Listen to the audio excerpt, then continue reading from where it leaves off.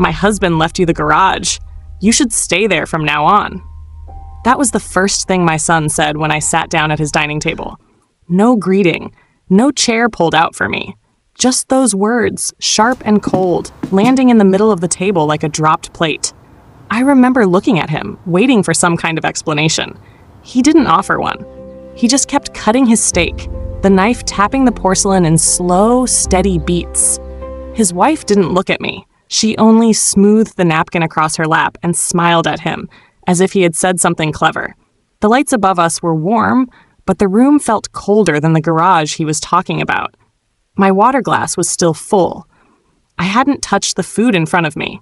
I could smell rosemary and butter, but it all felt distant, like something cooked in another house for another family. He finally glanced up. "You understand, right? The penthouse is too much to handle. It makes sense for you to stay somewhere simpler." Somewhere simpler. He said it like he was doing me a favor. I didn't answer. My hands were folded in my lap, one thumb pressing lightly against the other. I felt the pressure more than the hurt. My body reacts before my mind does these days. Age works like that. He kept talking, mostly to his wife. Something about responsibilities. Something about how things were different now. But none of it was directed at me. It was as if I had become a guest who arrived without being invited. The air was thick with unspoken things. The ceiling fan rotated slowly, stirring nothing. I could hear the faint hum of traffic outside, even through the closed windows. The world continued, uncaring. At one point, his wife finally spoke. "The garage is still standing, isn't it?" "She'll be fine." "She'll be fine." My fork scraped the edge of the plate when I moved it aside. That tiny sound felt louder than anything they had said all evening. I didn't tell them the garage hadn't been opened in years. I didn't tell them my husband used to fix everything with his own hands, even when his back hurt. I didn't tell them the last coat of paint he brushed onto those wooden doors was the day before his heart gave out. I didn't tell them because they didn't ask. My son leaned back in his chair. "We've talked about it. This is the best arrangement. You'll have space. We'll have space. Everyone wins." A small, careful sentence. Practiced. Rehearsed even. I looked at him a long moment. His face, older now, tired around the eyes, still carried traces of the boy who once ran to me during thunderstorms. The boy who held my hand in grocery store parking lots. The boy who used to say, "Mom, don't leave me." Now he was the one telling me where to go. I placed my napkin on the table. The fabric was soft, neatly folded, too neat for such an uneven moment. "I see," I said. That was all. No raised voice. No plea. No question. Just those two words. He nodded as though I had signed something. His wife poured more water into her glass, not mine. The dinner went on without me, even though I was still sitting there. I stood up quietly, pushing the chair back with the gentlest touch. The legs barely made a sound on the polished floor. My son didn't stop me. His wife didn't look up. I walked toward the door, hearing nothing but the soft click of my shoes against the hardwood. When I reached for my coat, the hallway mirror caught my reflection. My face looked calm. Too calm. The kind of calm that comes before a person makes a decision. I opened the front door myself, and I stepped out into the cool evening air, carrying nothing but my purse and the weight of what had just been said. I didn't look back. I walked down the driveway slowly, letting the cool air settle around me. The streetlights were just starting to flicker on, one by one. It was strange how quiet everything felt, considering how loud the silence had been inside that house. When I reached my car, I rested my hand on the door handle but didn't open it. I just stood there, letting the weight of the evening settle the way dust settles on old furniture, quietly, without permission. The drive back to my own house didn't take long. It never does at night. Fewer cars, fewer distractions, just long stretches of road and my thoughts trailing behind me like shadows. When I pulled into the garage, my garage, the one my husband built up with his own hands, I didn't turn the radio off right away. I just sat for a moment, listening to the quiet hum of the engine before shutting everything down. It was warmer inside the car than inside the house. The front door creaked when I pushed it open. It always does. My husband used to say he liked it that way, said it was the kind of sound that let him know everyone was home safe. I stood in the doorway for a moment, staring into the living room that still felt too big without him. His shoes were still by the mat. I never moved them. Didn't have the heart to. The air inside the house had a stillness to it, the kind that follows a long week of visitors after a funeral. Flowers that had started to droop. Cards lined up on the table. Folded blankets no one used. A home full of things people leave when they don't know what else to say. I walked past the kitchen. The counter was clean, except for a single envelope I hadn't opened yet. Someone had dropped it off after the service, but I hadn't had the energy to read anything more than my own name on the front. I made myself a cup of tea. Chamomile, the only thing that still tasted the same without him. The steam rose slowly. I wrapped both hands around the mug, letting the warmth settle into my fingers. The chair across from mine sat empty. The chair he always used. I didn't cry. I hadn't cried much since the funeral. Grief doesn't always come in tears. Sometimes it comes in silence, in the way a house sighs when the heating shifts, or in the way the floorboards creak even when no one is walking on them. I moved to the bedroom, changing into something warmer. The mirror beside the dresser caught a glimpse of my reflection. My hair was slightly undone from the evening, my expression still steady. I didn't look like someone who had just been told to live in a garage. I looked like someone who had lived through worse. The night moved slowly. I kept myself busy, folded a blanket, watered a plant that didn't need watering, wiped down a perfectly clean counter. These little things help when the world tilts in ways you didn't expect. At one point, I picked up my husband's sweater from the back of the couch. It still held a faint trace of cedarwood, his favorite scent. I pressed it against my chest for a moment, letting the fabric soften the ache in my ribs. The house was quiet, but not peaceful. Quiet in a way that leaves too much space for memories to wander. I sat on the edge of the bed, tracing the seam of the blanket. The conversation from dinner replayed itself, word for word, tone for tone. The look on my son's face, the calmness in his voice, the way he said simpler, like it was a gift. I wasn't angry. Not yet. Anger requires energy, and grief had taken most of mine. But beneath the stillness, something else was starting to form. Something like awareness, or maybe the first hint of a shift. A realization that whatever was happening in that house tonight wasn't just about grief or confusion. It was something else, something I hadn't fully seen yet. I turned off the bedside lamp. The room fell into darkness, soft and familiar. Tomorrow, I told myself, I would figure out what to do next. Tonight, I would let the quiet sit beside me, just for a little while. The next morning, I woke before the sun. I didn't set an alarm. My body simply rose on its own, the way it has ever since my husband passed. The house was cool, the kind of cool that settles in old corners overnight. I pulled my robe tighter and moved toward the kitchen, listening to the soft creak of the floorboards. The kettle took its time heating. I watched the small coil glow red beneath it. I used to rush through mornings. Now everything felt slower, quieter, as if the world expected me to move gently. While I waited for the water to boil, I glanced at the living room. The envelope was still there.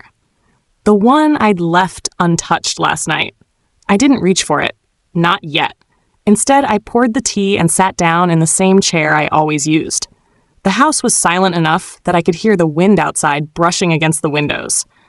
My husband used to joke that the wind only visited our house when it had nowhere else to go. I held the mug close and let the warmth settle into my palms. A car passed outside. Then another. Early commuters heading somewhere with purpose. Places they needed to be. People expecting them.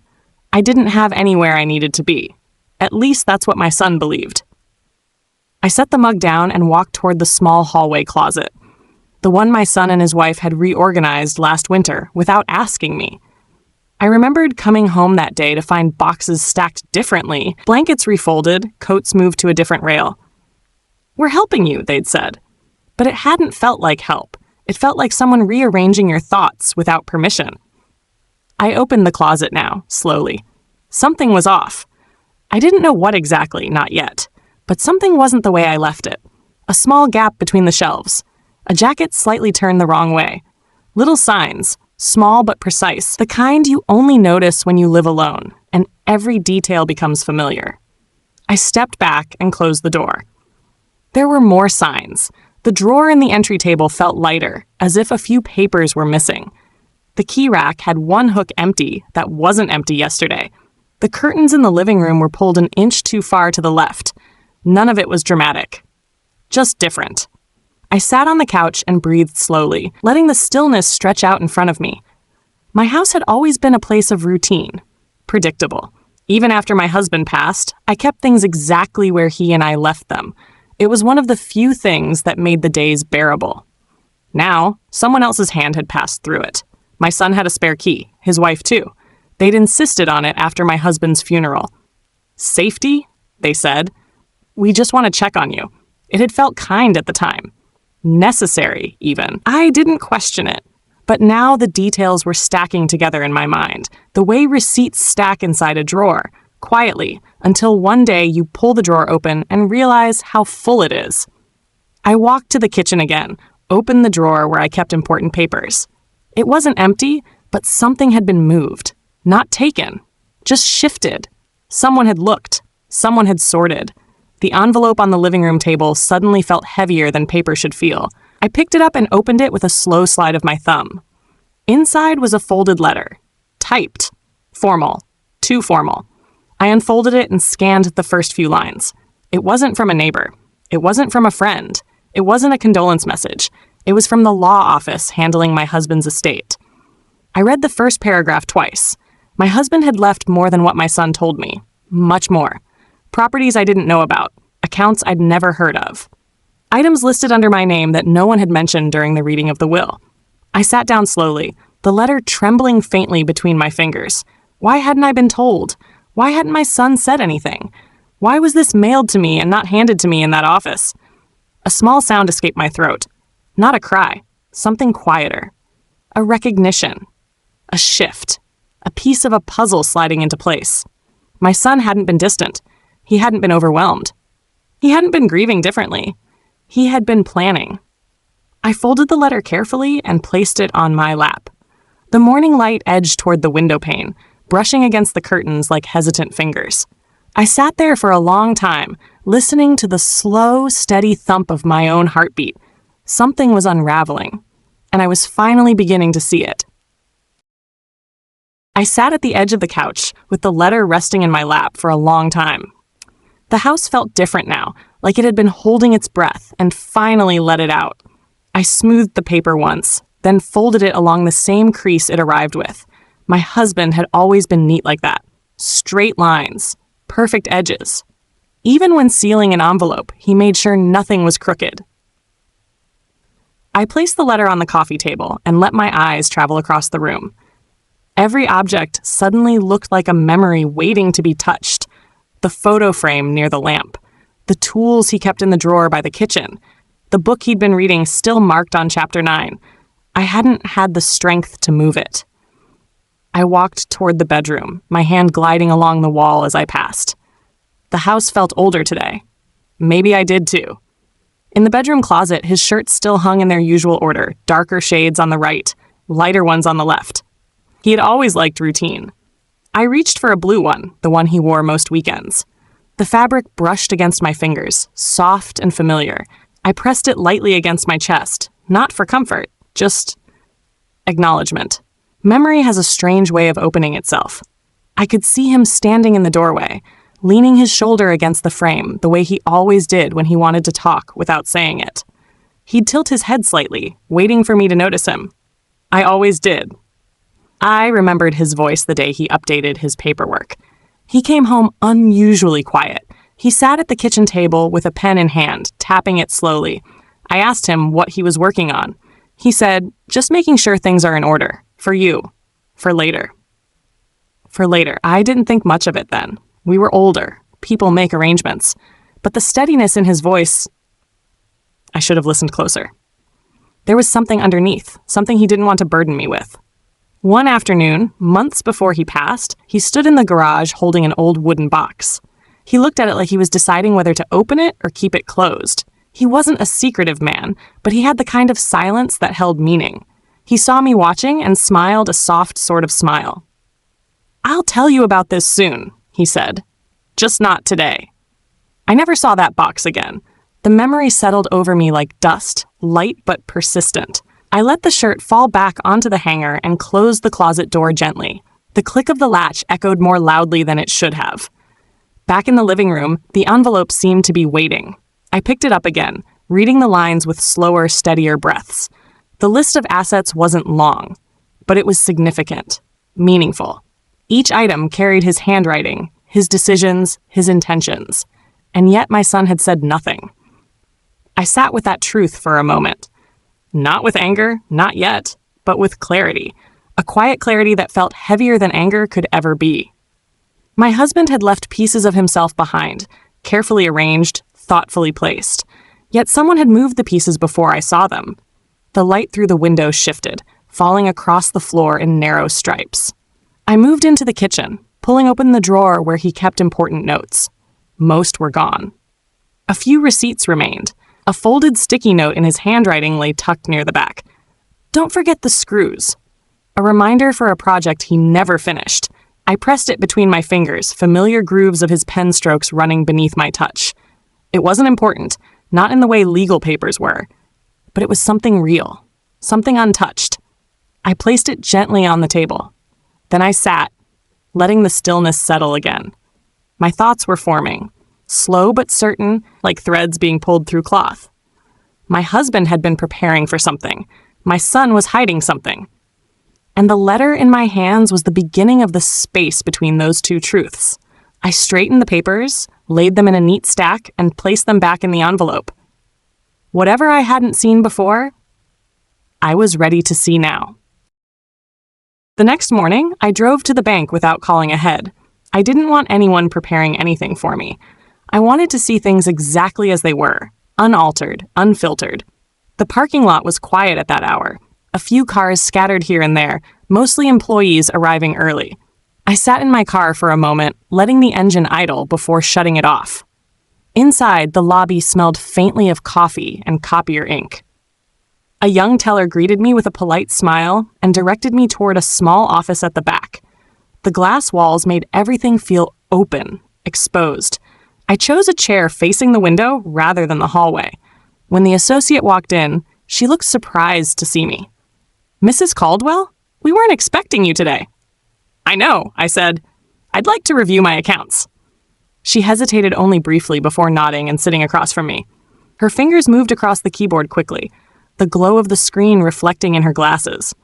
I watched her expression shift, first neutral, then puzzled, then something like concern. "Is everything all right?" I asked. She cleared her throat gently. "There have been several access attempts to your files over the last week." "Access attempts?" I repeated, keeping my voice even. She turned the monitor slightly so I could see. A list of login entries filled the screen. Times, dates, verification requests. Most denied. A few approved. My son's name appeared more than once. His wife's name appeared too. Once, labeled as family authorization. I sat still, my hands folded neatly in my lap. "Were you aware of these?" she asked. "No," I said. Another pause. She clicked a few more things, her brows tightening.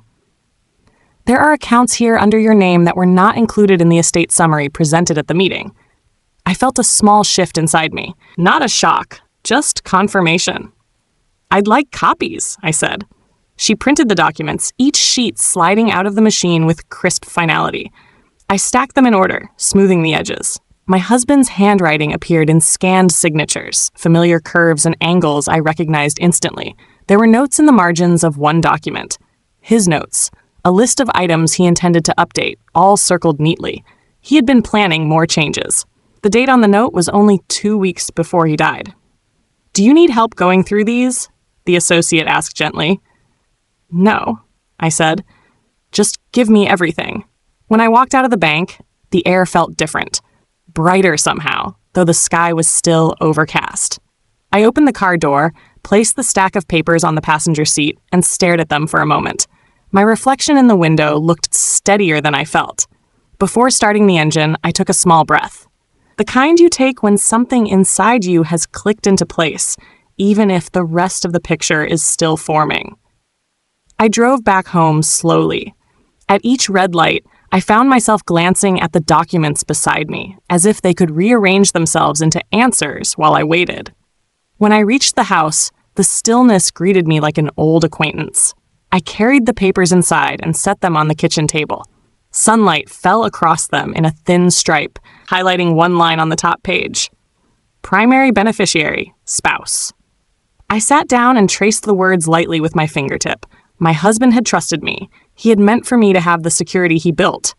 But someone had gotten to the information before I did. Someone had tried to shift things quietly.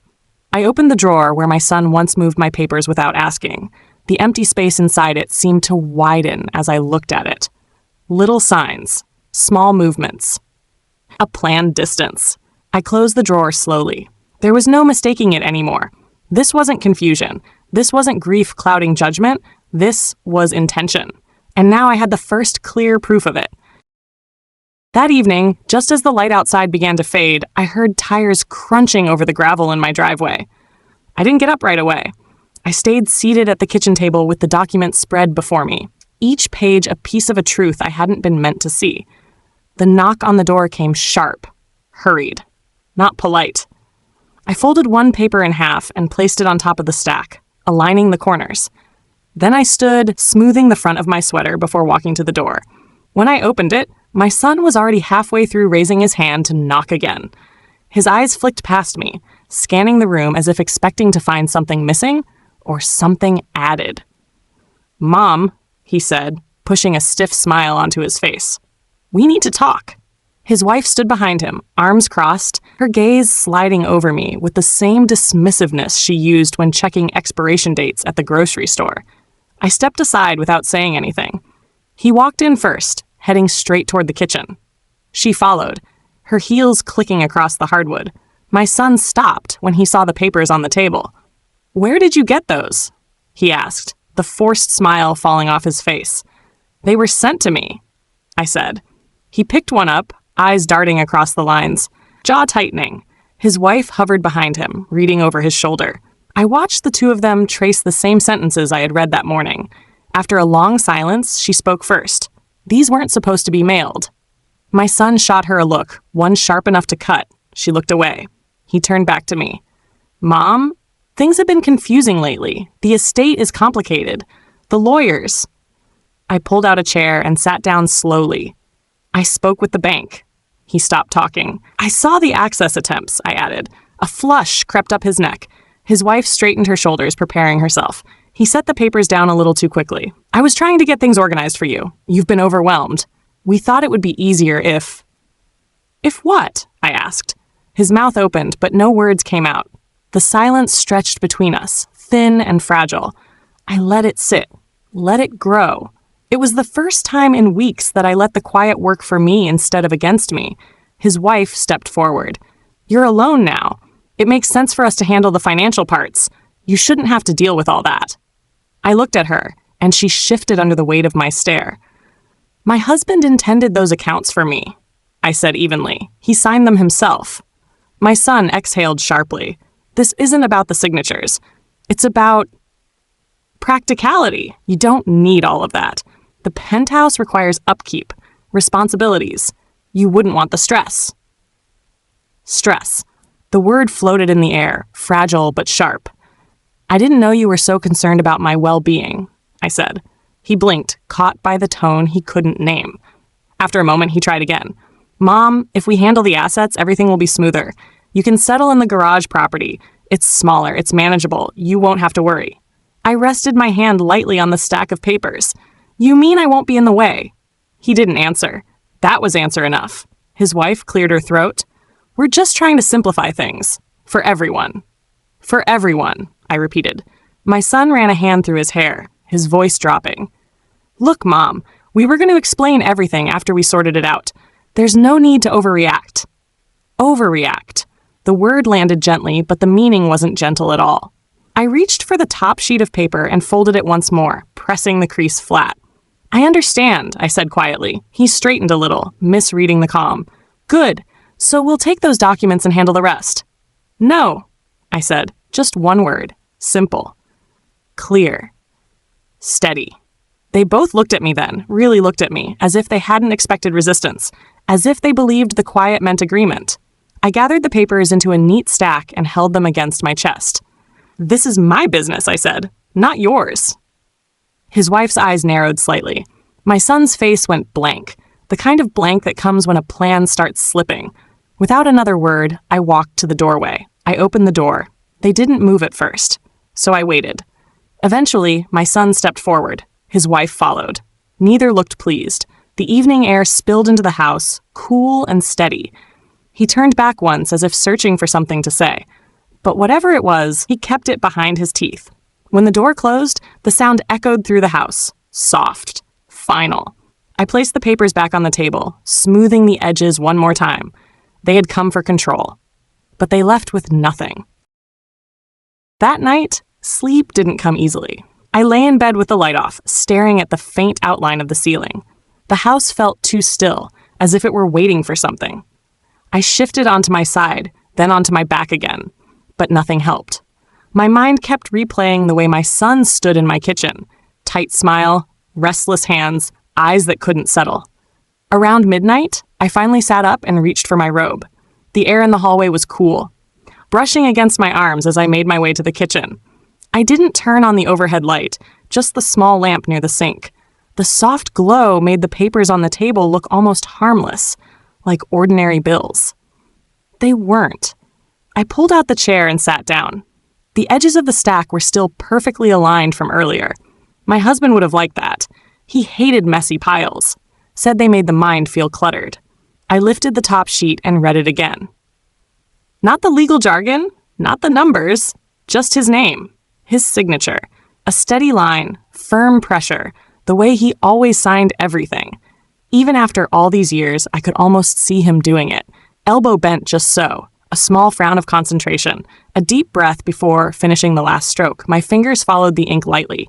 He had planned for me. He had prepared something my son didn't want me to find. I leaned back in the chair, letting the chair legs creak under my weight. The clock on the wall ticked steadily, marking time I couldn't seem to follow. I folded the paper slowly, letting each crease settle.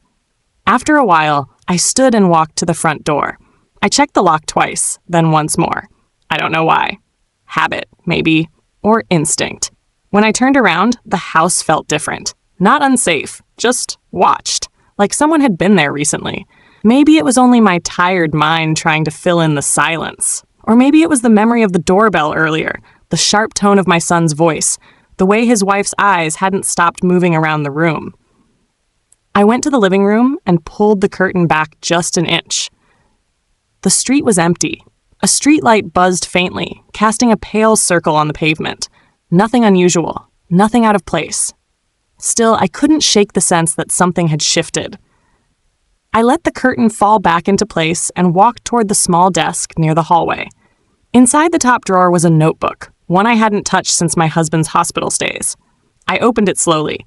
His handwriting filled the first few pages. Notes, reminders, lists, old grocery items mixed with thoughts about repairs he wanted to finish. I flipped through until I reached the last page he wrote on. There were only 4 words, written months ago. Check garage. Important. I stared at the words, tracing them with my thumb. I'd forgotten about this. Or ignored it, maybe. My husband left little reminders like this all the time.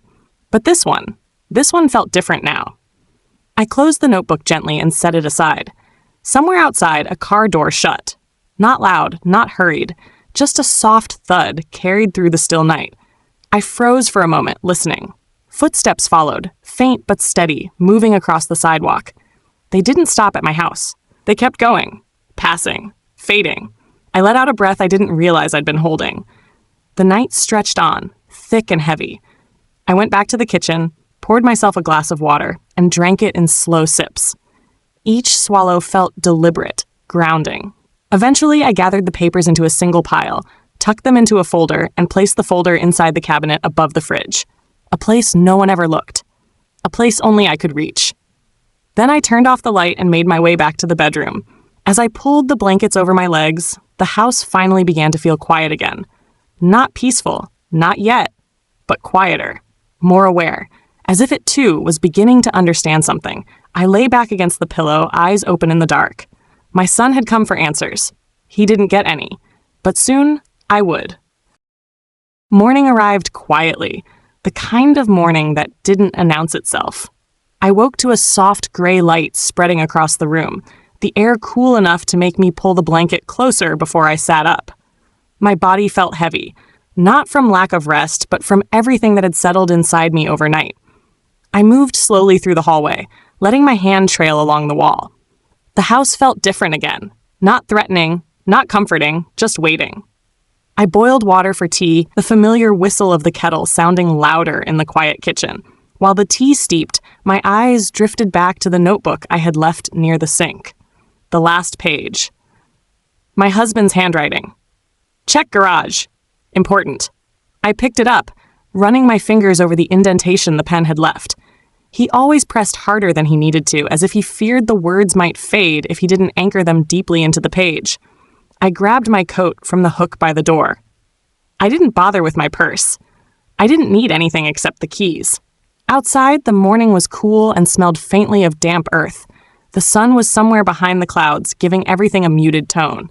I walked across the yard toward the garage, gravel shifting under my shoes. The wooden doors stood where they always had, faded, chipped, carrying the history of too many seasons. I paused before unlocking it. It had been months since I opened the garage. Maybe longer. My husband used to stand here every weekend, tinkering with tools, humming old songs. I could almost hear him now, faint as memory. The key slid in easily. The lock turned with a soft click. When I pulled the door open, the smell hit first. Oil, dust, old wood, the faintest trace of his cologne on something fabric. The light from outside spilled across the floor in a wide, pale strip. Everything was exactly as he had left it, the workbench on the right. The tool cabinet slightly crooked, a stack of boxes along the back wall, some labeled, some not. But something felt different. I stepped inside, letting the door fall halfway closed behind me. My eyes moved across the room, scanning each shelf, each container. Then I saw it, a wooden panel on the floor near the back corner, slightly raised. Not much, just enough for someone who knew this space to notice. My breath stilled. I crouched down, running my fingertips along the edge. The wood was worn smooth, as if handled many times. My husband's handwriting in the notebook came back to me, firm, deliberate. I lifted the panel. Underneath was a shallow compartment, lined with old cloth. Inside it sat a small wooden box. Dark wood, polished even through the dust. The hinges looked slightly tarnished, but the lid was intact. My husband's initials were carved into the top, the carving shallow but unmistakable. I lifted it carefully. It wasn't heavy, but it carried a kind of weight no scale could measure. I sat down on the nearest stool and placed the box on my knees. For a moment, I just held it, feeling the grooves of the wood beneath my palms. Then I opened it. Inside were several envelopes, each marked with a date, each sealed. The top one had my name written across it in his steady handwriting. There was also a small flash drive and a notebook, thinner than the one inside the house, bound with a rubber band. I recognized his handwriting on the first page, though I didn't read the words yet. I picked up the envelope with my name on it. The paper felt soft, worn at the corners as if he had handled it many times before sealing it. For a moment, I closed my eyes. This wasn't paperwork. This wasn't legal formality. This was intention. I slid my finger under the flap and opened it with careful pressure. A letter unfolded into my lap, filled with his handwriting, line after line written in ink that had faded just slightly over time. I read the first sentence, then the next. By the third, my breath caught. He had known, long before I did. I held the letter tighter, the morning air cool against my face as the words sank quietly into me. The letter wasn't long, but every line felt deliberate. My husband never wasted words. He spoke plainly, even when talking about things that mattered. I read slowly, letting each sentence settle before moving to the next. He wrote about the months before his passing, doctor visits, changes in his health, quiet worries he didn't want to place on my shoulders. He wrote about our son, too, though carefully, as if choosing each phrase with a kind of gentleness he no longer trusted the world to give. He had noticed the distance, the short visits, the questions that weren't really questions, the way our son's eyes scanned the house instead of settling on us. "I hoped I was mistaken," he wrote, "but I prepared for the possibility that I wasn't." My hands tightened around the paper. He listed the accounts he'd placed under my name, the properties he'd set aside, the documents he asked the lawyer to separate from the main estate. "These are yours," he wrote, "not to be touched, not to be redirected." I reached the final paragraph, the one that told me why he hid the box in the garage. His garage, the place he trusted most. "I needed you to find this only when you were ready," he wrote, "and only when you were alone. I knew you would understand when the time came." I folded the letter slowly and placed it on my lap. The light inside the garage shifted as a cloud passed in front of the sun, softening everything around me. I picked up the flash drive next. It was small and unremarkable, silver casing, no markings. But when I turned it in my hand, I felt a faint scratch along one side. His initials again, carved lightly, a habit he picked up from marking tools in his workshop. I opened the small notebook last. The first page held a date, 8 months before he passed. Under it, lines written in tighter handwriting than usual, as if he had been writing quickly or quietly. Notes, observations, things he'd noticed but didn't say out loud. Loan inquiries under my name, unapproved access attempts, questions about assets during dinner, unusual timing, changed tone. She encourages it. I knew who she was. I turned the page. There were more entries, short ones, fragmented thoughts. But the meaning was clear enough. He had seen the shift in our son long before I did. He had seen the ambition, the pulling away, the influence that wasn't his own.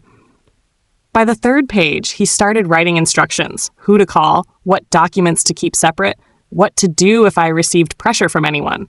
He never named our son directly in those parts, but the meaning circled him like a shadow. Some lines were hard to read, not because the ink had faded, but because the truth had not. He had been preparing for something he hoped would never happen. I let the notebook fall closed on my lap. The dust in the air felt thicker now, as if the garage itself had been waiting for this moment too. For a long time, I sat without moving, just breathing, just letting the silence form around me like a second skin. Eventually, I placed everything back into the box with deliberate care. The notebook first, then the flash drive, then the envelopes. My husband's letter I folded last, smoothing it once before sliding it into place. When I closed the lid, my hand stayed resting on top of it. This wasn't just information. It wasn't just preparation. It was a warning wrapped in love, and a truth he hadn't wanted me to face alone. I stood and carried the box to the workbench, setting it down gently. The room felt colder now, as if the garage understood what I had learned. I looked around slowly, at the tools still lined up in perfect rows, at the shelves he built, at the space where he once stood every weekend. The weight of the past and the present seemed to meet in the middle of the room. Then I whispered the only thing that felt right. "I hear you." The words drifted into the quiet, settling into the air the way dust settles onto wood. I locked the garage door behind me when I left, the key cold in my hand. There was no confusion anymore, no uncertainty, no doubt. My husband had known, and now, so did I. I didn't go back into the house right away. I stood outside for a moment, letting the air settle around me. The garage door clicked shut behind me, a quiet sound, but final, the kind of sound that draws a line through everything that came before. Inside the house, the stillness felt sharper than usual. I set my keys on the table, poured myself a glass of water, and drank it slowly. My hands were steady, steadier than they had been in days. I didn't plan on telling anyone what I found. Not yet. I needed time to understand it fully, to let the truth shape itself without interruption. But the world doesn't wait for you to be ready. By mid-afternoon, I saw a familiar car pull into the driveway. My son didn't bother parking neatly. He stepped out quickly, shutting the door harder than necessary. His wife stayed inside the car, pretending to scroll on her phone. I didn't open the door. I waited for him to knock. He didn't. He walked in without asking, using the spare key. "Mom," he called out, his tone too firm, too practiced. "We need to finish our conversation." I stayed where I was in the kitchen. When he walked in, his eyes went immediately to my face, searching for signs, fear, hesitation, weakness. He didn't find any. He gestured toward the chairs. "Sit, please." I didn't move. Say what you came to say. His jaw tightened. You have documents you shouldn't have. Things you don't understand. I tilted my head slightly. Explain them to me. He hesitated. A flicker of something crossed his expression. Not guilt, not exactly, but unease. The kind you see in someone who realizes the story they rehearsed won't hold up anymore. Those accounts, he began. Those weren't supposed to be handled without us. Dad meant for us to manage everything together. Did he tell you that? I asked. Silence stretched between us. Then he exhaled loudly, frustrated. Mom, you can't do this alone. You're overwhelmed. You're tired. Let us take care of it. There it was. The angle. The excuse. The justification wrapped in concern. You went through my things, I said quietly. You came into my house when I wasn't here. He didn't deny it. His silence was enough. Mom, listen, he said, lowering his voice. It's not what you think. We were trying to make sure everything was handled correctly. If you give me the documents, I'll sort it all out. I promise. Promises. Easy to say. Easy to break. I stepped aside from the counter, placing both hands lightly on the edge. I know what your father left me. His expression changed instantly. Shock first. Then something sharper. Fear, maybe, or anger hidden behind a thin layer of control. What do you mean? He asked. I said, that I know exactly what's mine. His wife appeared in the doorway then, as if she'd been waiting for a cue. Her eyes scanned the kitchen, calculating. We just want to help you, she said, but you're making this harder than it needs to be. I watched her closely. No cracks, no hesitation. She spoke with confidence, the kind people use when they believe they've already won. My son stepped closer, lowering his voice even more. Mom, the penthouse, the accounts, all of that requires responsibility. It's better if we take over. And what do I get? I asked. You get simplicity, he said. You get less stress. I almost smiled. Not from humor, from clarity. I leaned back slightly. Your father trusted me. He swallowed hard. Mom, he trusted me enough to plan for this, I said. His face went pale for a moment. Just a flicker, but enough. His wife stepped in quickly. What exactly did he plan? What are you implying? I didn't answer her. I kept my eyes on my son. He looked away first, a small, quiet victory, the kind you don't celebrate out loud. I want my keys back, I said. Both sets. He blinked. Mom, now. The word left no space for argument. He hesitated, then reached into his pocket and placed the key on the table. His wife took a moment longer, but eventually set hers down too. I picked them up and held them in my hand, the metal cool against my skin. Leave, I said. He looked stunned. She looked offended. But neither argued. They walked toward the door, slower than they had arrived. When the door closed behind them, the house felt different again. Not lighter, but clearer. I locked the door. Then I returned to the kitchen table, sat down, and breathed deeply. Something had shifted. Not in them, in me. The house stayed quiet long after they left. I remained at the kitchen table, feeling the weight of the keys in my hand. 2 cold pieces of metal, but they felt heavier than anything else in the room. I set them beside the folder of documents and watched the afternoon light stretch across the table. Eventually, I stood and walked to the sink, rinsing out the glass I'd left earlier. The water ran smooth and steady, the kind of simple sound that settles the nerves. I dried the glass, placed it back on the shelf, and took a long breath. There was no going back to the way things had been. And I didn't want to. By the next morning, I had a plan. Not rushed, not dramatic, just clear.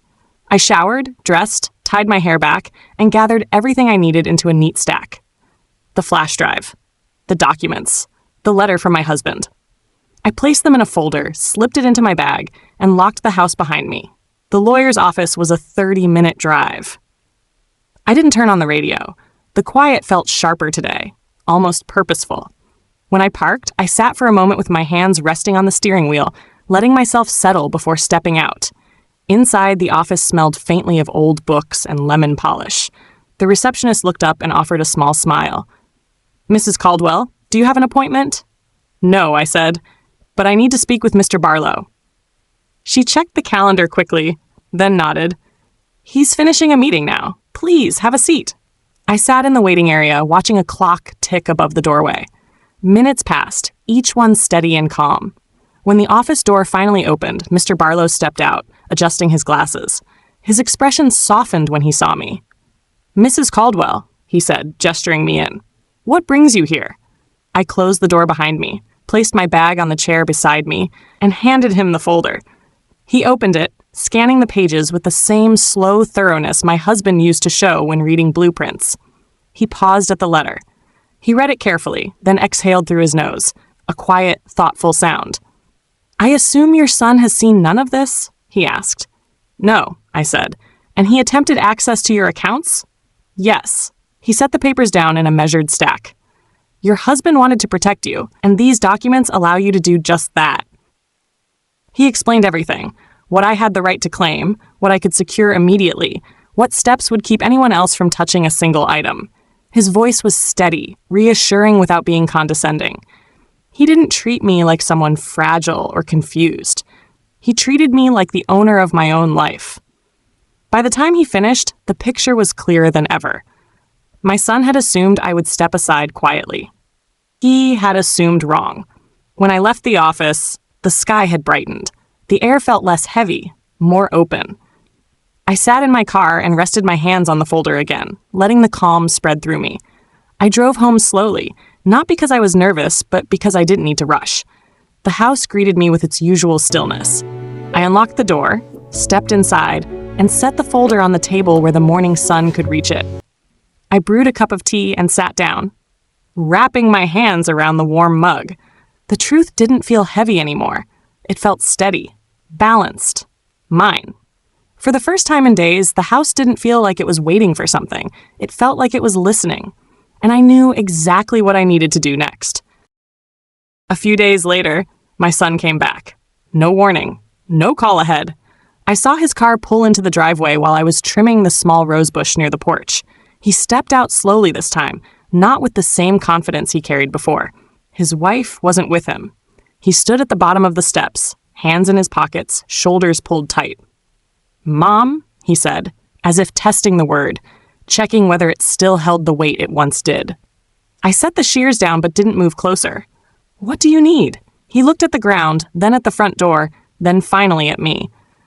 I talked to the lawyer. The breeze shifted, carrying the scent of the roses between us. "I know," I said. He took a breath. He told me everything. I waited. "I didn't know Dad set things up that way," he continued. "I didn't know he didn't trust me." The sentence wavered at the end. Not from emotion, more from disbelief, the kind that comes when someone realizes the story they built in their head wasn't the truth. "He trusted you," I said quietly. "He trusted who you used to be." My son's jaw tensed. He opened his mouth to speak, but whatever words he reached for slipped away before they formed. "I was trying to help," he said at last. You thought I wouldn't notice," I interrupted gently. "You thought I would step aside." He didn't argue. The silence stretched, long and thin, like something fragile balancing between us. "Mom, I made mistakes." His voice dropped. "I shouldn't have pressured you. I shouldn't have gone through your things. I shouldn't have..." He swallowed, the next words heavier. "I shouldn't have talked to you the way I did." The memory of his voice, sharp, dismissive, claiming I belonged in the garage, passed through me like a shadow, but it didn't sting the way it once did. I gestured toward the porch steps. "Sit." He climbed slowly, settling beside me with the careful movements of someone afraid to disturb the ground beneath them. I picked up the shears again, brushing dirt from the handle. "When you were little," I said, eyes on the rose bush, "your father and I built everything around you. We wanted you to feel safe, supported. But somewhere along the way, you stopped seeing us as people. You started seeing us as obstacles." He didn't respond, but his shoulders sank. "I loved your father," I continued, "for decades, and he loved us enough to see what I didn't." "I didn't mean to hurt you," he said, voice barely above a whisper. "I know," I said, "but you did." He nodded, accepting it without defense. Another breeze came through, rustling the leaves. A car passed somewhere in the distance. The world kept moving, steady and indifferent. "I'm not angry anymore," I said, "but I'm not blind." He looked up, unsure of what that meant. "I will take care of what your father left me," I said, "on my own. You don't need to worry about it." "Mom, I want to fix things," he said quickly, almost urgently. "Then start by fixing yourself," I said. His face softened in a way I hadn't seen in years, like a wall he'd built around himself finally cracked. He lowered his gaze, hands clasped together. "I'll try," he murmured. "That's all you can do." I replied. We sat together for a while, not talking, not repairing decades in a single afternoon. Just sitting, existing in the same space without tension pressing down on us. When he finally stood, he hesitated. Can I come by again? Yes, I said, but next time, knock. A hint of something like relief crossed his face. He nodded and walked back to his car, steps slower than when he arrived. I watched until he drove away, the sound fading down the street. When the quiet settled again, I picked up the shears and looked at the rose bush. The petals soft, the thorns sharp, that both parts of the same stem. I stood, brushed the dirt from my hands, and walked back toward the house. The sun was lowering, casting warm light across the porch. I unlocked the door, stepped inside, and felt the stillness greet me again. Not heavy, not uncertain, just mine. For the first time in a long while, the house didn't feel like a place waiting for loss. It felt like a place beginning again.